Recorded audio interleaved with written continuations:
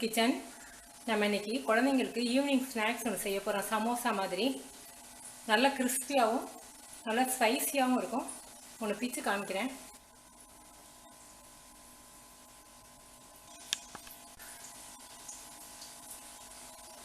இப்போ எப்படி செய்யறதுன்னு பார்க்கலாம். இப்போ மசாலைக்கு கேரட், ஒரு கேரட், முட்டைக்கோஸ் ஒரு கைப்பிடி அளவுக்கு இந்த மாதிரி நறுக்கி வச்சுக்கோங்க.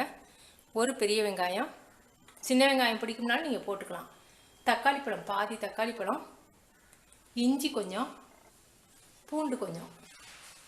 இஞ்சி பூண்டு பேஸ்ட்டாக நீங்கள் போடுறதுனாலும் போட்டுக்கலாம். உருளைக்கிழங்கு வேக வச்சு வச்சுருக்கேன். 2 உருளைக்கிழங்கு மீடியம் சைஸ். பட்டாணி ஒரு கைப்பிடி அளவுக்கு வேக வச்சு வச்சுருக்கேன். இது குழம்பு மிளகாய் தூள், மசாலைக்கும் போடலாம். இதில் நம்ம மல்லி, சோம்பு, சீரகம் எல்லாமே சேர்த்துருக்கோம், மிளகாய் எல்லாமே.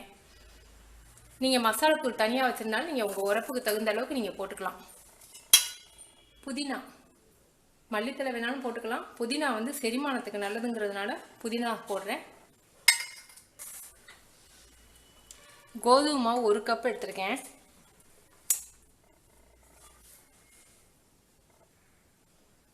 ரவை 1/2 கப்பு. எந்த கப்பில் எடுக்கிறீங்களோ அதே கப்பில் நீங்கள் மெஷர்மெண்ட் எடுத்துக்கோங்க. தேவையான அளவுக்கு உப்பு, ஒரு 2 ஸ்பூன் அளவுக்கு ஆயில்.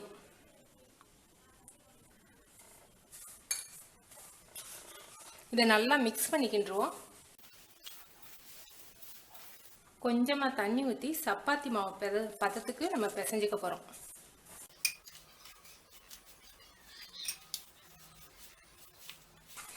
சப்பாத்தி மாவை விட கொஞ்சம் இலக்கமாகவே பிசைஞ்சுக்குங்க. நம்ம ரவை சேர்த்துருக்கிறதுனால அந்த ரவை தண்ணியை உறிஞ்சி மாவு கொஞ்சம் இறுக்கமாயிடக்கூடாது. மாவு ட்ரை ஆகாமல் இருக்கிறதுக்காக ஒரு 2 ட்ராப் ஆயில். ரவை ஊறணும். ஒரு 1/4 மணி நேரம் மூடி வச்சுருவோம். 1 டீஸ்பூன் ஆயில் ஊற்றிருக்கேன். சோம்பு 1/4 ஸ்பூன், ஜீரகம் 1/4 ஸ்பூன், வெங்காயம்,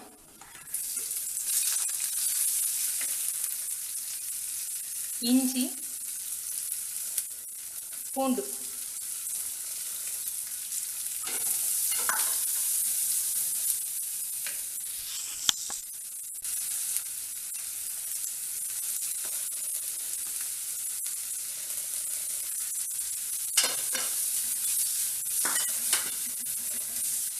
தேவையான அளவுக்கு உப்பு, மசாலைக்கு தேவையான அளவுக்கு. நான் உருளைக்கிழங்கு பட்டாணியில் உப்பு போடல, அதனால இதில் சேர்த்து போடுறேன். நீங்கள் உருளைக்கிழங்கு பட்டாணியில் போட்டிருந்தீங்கன்னா இதில் குறைச்சிக்கோங்க.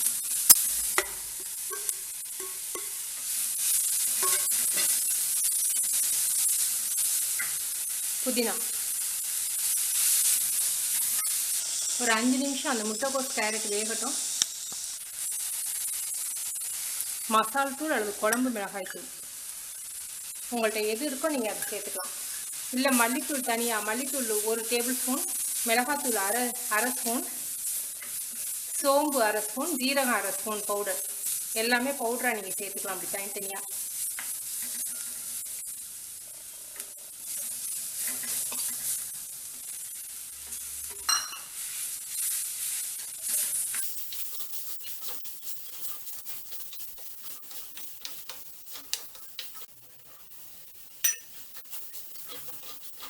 மசாலா ரெடி. 1/4 மணி நேரம் ஆயிடுச்சு.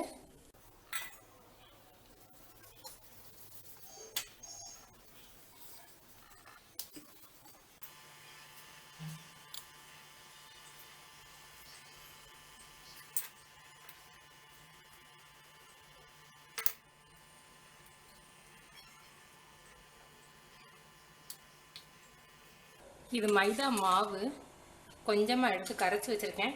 நீங்கள் மைதா மாவு அல்லது கார்ன்ஃப்ளவர் மாவு ஏதாவது ஒன்று இப்படி கரைச்சிக்கலாம்.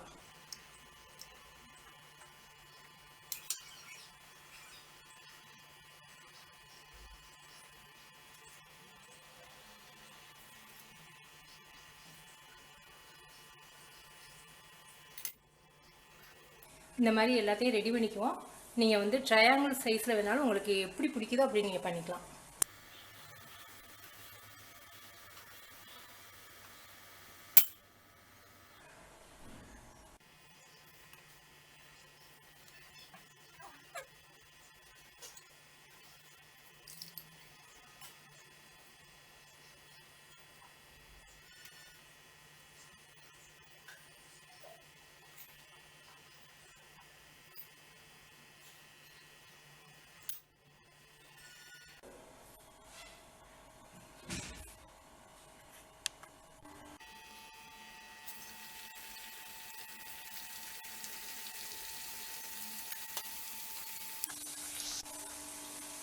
குழந்தைங்களுக்கான ஈவினிங் ஸ்நாக்ஸ் ரெடி.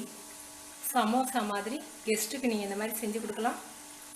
நம்ம கோதுமை மாவு போட்டிருக்கிறதுனால உடம்புக்கு கெடுதல் இல்லை. நீங்கள் செஞ்சு பார்த்துட்டு உங்கள் கமெண்ட்ஸ் எனக்கு சொல்லுங்கள். தேங்க்யூ.